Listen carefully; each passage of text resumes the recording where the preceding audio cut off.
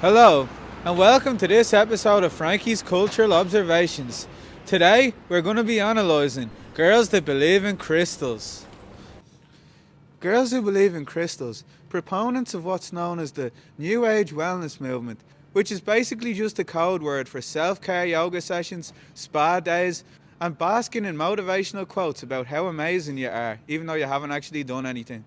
Girls that believe in crystals say things like, we're spiritual beings having a human experience, even though the closest thing to a human experience they've ever had is posting a picture of the sunrise on Instagram with a caption that says, cultivating an attitude of gratitude, even though they clearly just searched Bali into their web browser and ripped the first picture they found off Google Images.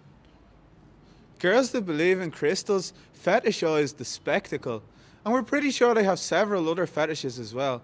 They're only concerned with the appearance of spiritual wellness. The truth about their personal life is totally irrelevant. So long as they appear zen, they can continue to sell you on them as an image of spiritual tranquility, and you'll continue to purchase a place on their expensive mindfulness course, a subject that somehow they're experts on. Somehow. Girls who believe in crystals have bedrooms that stink of burning sage, white witch energy, and the pheromones of their narcissistic ex-boyfriend who stayed over again last night. Girls that believe in crystals read their book of positive affirmations every morning, furiously highlighting keywords in the hopes that some of the esoteric knowledge of the universe might slip into their daily life. Much like the ADHD medication they steal off their sister might slip into their daily skinny flat white with a hazelnut shot that they drink before Reiki every morning. Girls that believe in crystals, the Starbucksification of spirituality, transcendental experience via double espresso and getting your nails done, hon. Girls that believe in crystals listen to Neil deGrasse Tyson on a podcast once, talking about how our atoms consist of the same stuff that makes up the solar system. But because girls that believe in crystals are inherently narcissistic, they completely misunderstood what he meant, and they thought Neil deGrasse Tyson was saying, "You're gonna be the next big star." Girls that believe in crystals think they light up the room, but really, they just dominate the conversation by not giving anyone else a chance to speak. When they're done talking about the medical healing properties of Thailand, they'll just sit there and pretend to listen to whatever basic horseshit you're spewing, while waiting for the next socially appropriate interval to interrupt you so they can start talking about themselves again. Girls that believe in crystals often own tarot cards, which are far less useful than debit cards and slightly more useful than Pokemon cards. They're mainly for decoration purposes, but they are useful for chopping up lines of ketamine, a substance that girls that believe in crystals seem to use indiscriminately. All they need is a straw and a flat surface, and it turns out everything is a flat surface when you've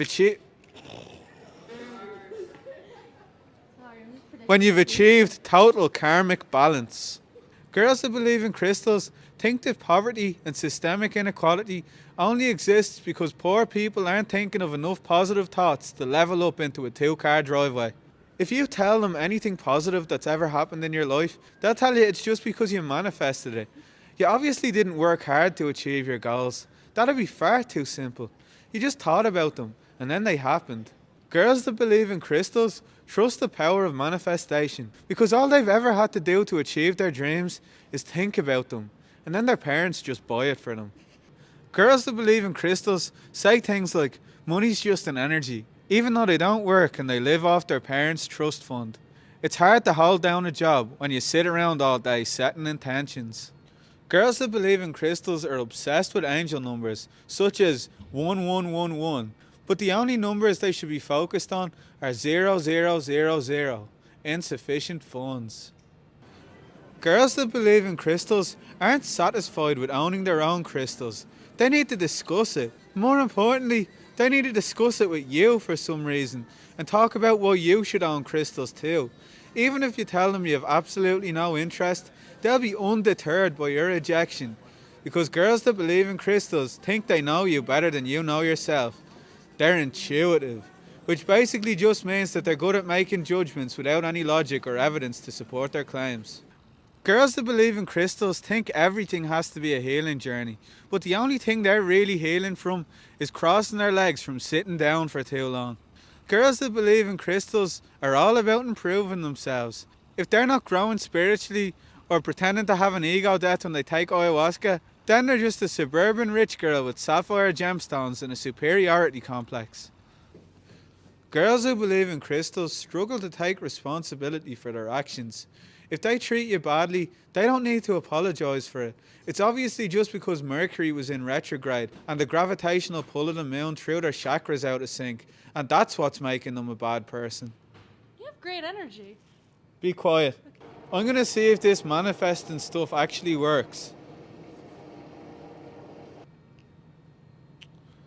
Oh, for fuck's sake. It worked.